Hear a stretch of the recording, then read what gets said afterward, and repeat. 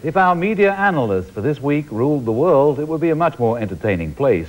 If I Ruled the World is the new show for the man who first streaked to fame on board the Goodies bicycle made for three. He spent a record 27 years on the radio program I'm Sorry I Haven't a Clue, but everyone who knows him knows he's got more clues than anyone. He's Graeme Garden.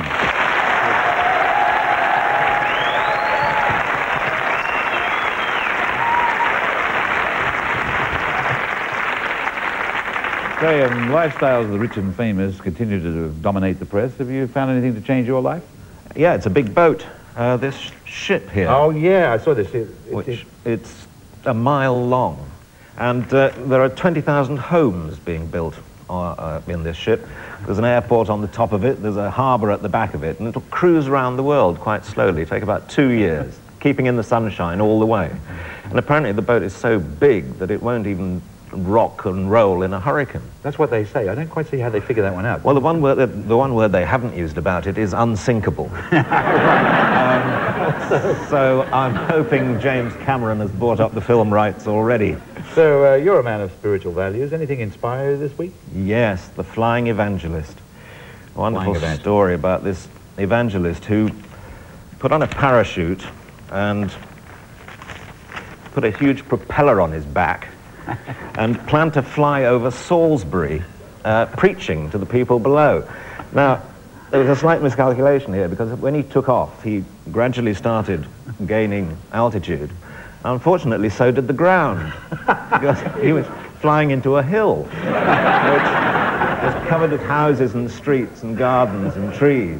And he went along at sort of hedge height, pulling up his legs to avoid the bird tables. Not doing any preaching at all, doing a lot of praying, I think. When he flew in and out of the houses, eventually he fell on stony ground. And I gather since then he's been taking flying lessons. I thought geography lessons might have been more appropriate. You see any world-shaking revelations this week, new discoveries? Yes, terrible news. Atlantis is not where we thought it was. Not at the bottom of the sea? No, it's 12,000 feet up in Bolivia. Of course.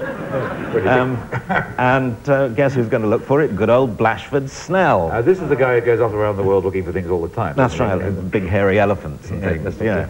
You'd think he'd take a helicopter and a one-man submarine or something, because it's in a lake there, but not a bit of it. They're going in reed boats. Now, a reed boat seems to me not the best thing to find a submerged city in, but there we are. They're going across Lake Titicaca and Lake Pupo. What a sense of humor those Indians had in that area. And the local archaeologist who's going to join the expedition doesn't hold out much hope, because he says it's going to be like looking for the bones of the Trojan horse. So, good old Blashers up Pupo Creek without a paddle, I think. Well, the papers continue not to be able to get enough of outer space. Now, what's the latest on that? Well, here's a story that'll interest you, Clyde. Americans are sending hair into space. Oh, yeah, so that's where it went. That's right. Apparently, 4.5 million people are going to contribute half a dozen hairs each. Right. And this will be shot into space, where aliens will find it, yeah. Get the DNA out of it, and clone 4.5 million people. Of course. What they do with them then, God only knows.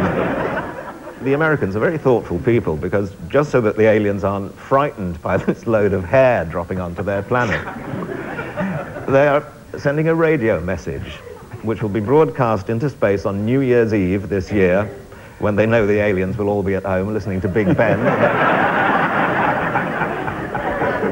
And alerting the aliens to the fact that the hair will be on its way. And we'll get a load of tentacles sent back to us, no doubt. There was a shocking story about the church this week. There was a dreadful story about All Saints Church in Hereford.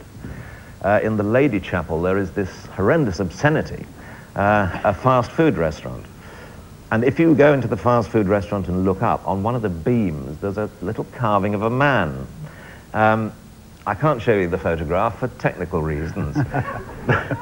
But this little man is there with his legs in the air, his ankles behind his ears, no trousers on. Which technical reason is that?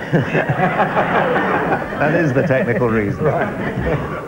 And flashing and mooning at the same time. And he's known as Seamus O'Toole, or Wee Willie Winky, depending on what you're comparing him with. And he apparently was carved by the carpenter who made the beams and wasn't getting paid by the mason. The mason refused to pay him because he probably didn't know the handshake or something. So his revenge was to do this little dirty little man up on the beam. And the Reverend Mottram, the vicar there, wanted to sell photographs of the little man as postcards, but was talked out of it. But I saw on television a rather sweet little old lady being interviewed, and the interviewer, rather brusquely, I thought, shoved this photograph under her nose and said, "What do you think of that?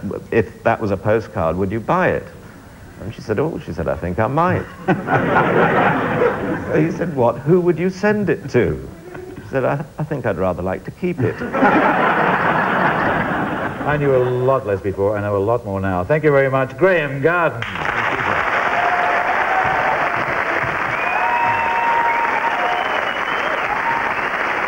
We've got a break coming up, but we'll be back with loads more stuff, including the motorcycle memories of Peter Fonda and the magnificent manifestations of the full Monty. Stay tuned.